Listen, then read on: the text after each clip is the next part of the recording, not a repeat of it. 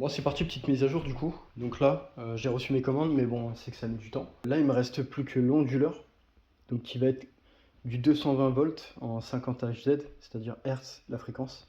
220, 230 comme vous voulez, c'est la même chose. En fait, c'est l'onduleur convertisseur de 48 volts, tu passes à 220, 230 volts.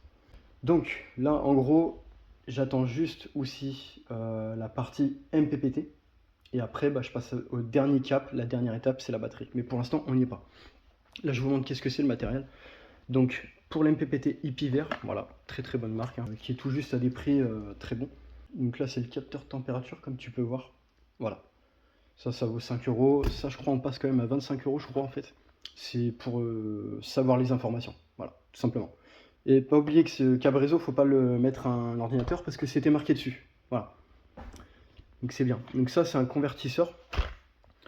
Tout simplement, il est en 36 et 48 volts et il va te permettre de développer exactement 240 watts parce que c'est un 20 ampères, c'est du costaud quand même, hein. Je vais essayer de vous montrer. Voilà. En gros, c'est comme ça. Là, tu fais passer déjà. Ouais, c'est marqué ici, tu vois.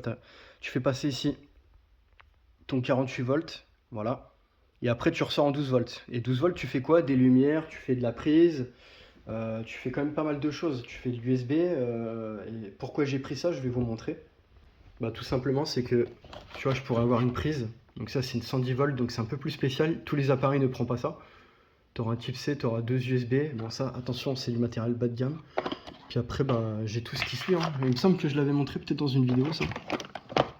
Enfin, c'est surtout que là, j'ai une plaque où en fait, tu vois, j'ai le 12 volts en allume-cigare, c'est-à-dire comme ça. Voilà. Et après, une fois que je suis en allume-cigare, je peux avoir ma prise et l'USB. Et là-dedans, je crois qu'il y avait deux USB. Et après, j'en ai encore un ici. Enfin, j'ai tout en fait. Voilà. Voilà pourquoi un convertisseur, au lieu d'utiliser une prise normale. Voilà, tout simplement.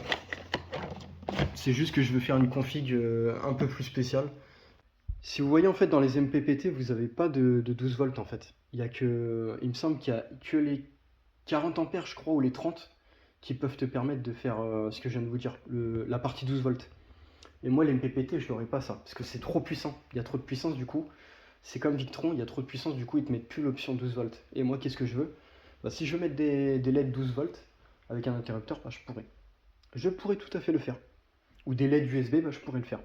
Donc voilà pourquoi j'avais pris un convertisseur très puissant, parce que ça, c'est du 240 watts, hein. Il y a de quoi faire, hein. De l'USB plus de l'éclairage, ouais, quand même. Et un morceau de prise pour mettre tes batteries de chantier en charge.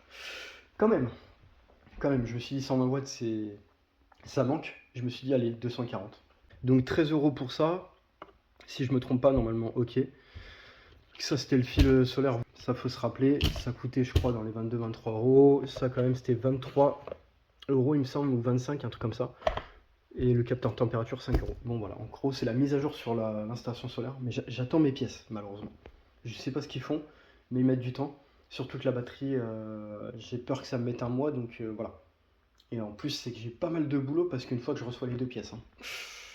Mais c'est une partie que je vais adorer. Je vous promets que je vais adorer ça en tout cas. Bon, je vous dis à la prochaine. Puis moi en ce moment là, je continue mon grenier, hein, qui fait 30 mètres carrés pour ceux qui veulent savoir. 30 mètres carrés quand même, hein. Une chambre de 30 mètres carrés que je voudrais bien faire dedans. Tu te rends compte toi? Ça me fait ma chambre plus la cuisine d'en bas. Incroyable. Je vous dis à plus, moi je débauche et puis c'est parti.